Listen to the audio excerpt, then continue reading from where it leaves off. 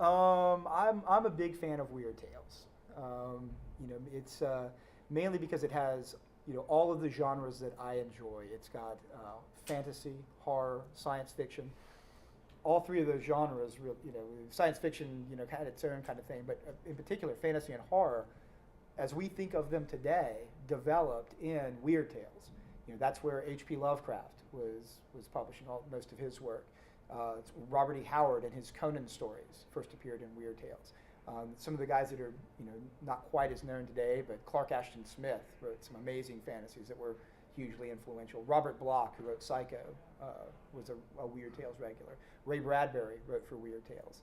So there was some amazing creative stuff going on in that magazine. So to me, that's my favorite. How about you guys? Well, of course, because my grandfather, I love Adventure magazine a lot.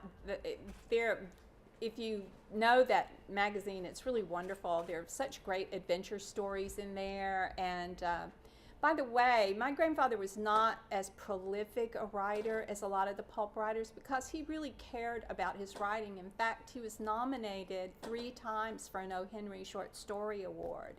So I like the adventure. And the covers, some of the covers are just, is it Hubert Rogers? Hubert? I'm not familiar with that one. Who just does the most beautiful covers. Just the color and the whole thing, and just some amazing. That's one of the amazing things about the Pulps, really, too, is the covers. I mean, some of them are just spectacular. Some of them but we like them for the articles too. Oh yeah, right? We do.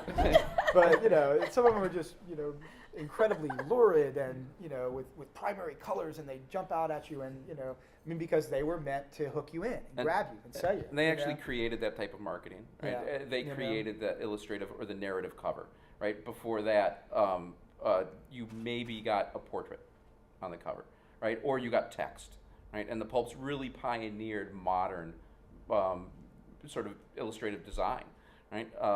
Why? Because there were so many on the newsstand, you had to capture that passerby's interest with just a corner of the magazine showing, right? And there's stories, popular publications, Harry Steger is said to have actually rebuilt a newsstand in his office, and he would send out the office boy to go and give him $10 and tell him to go buy that month's magazines. At $10 buys an awful lot of Pulps, right? And he would put them out, and then he would put his magazines, the mock-ups of his magazines next to them, just to see if they were punchy, if they popped out or not. And if they weren't, send them back to the art department, and he'd make them redo them. Yeah. Right?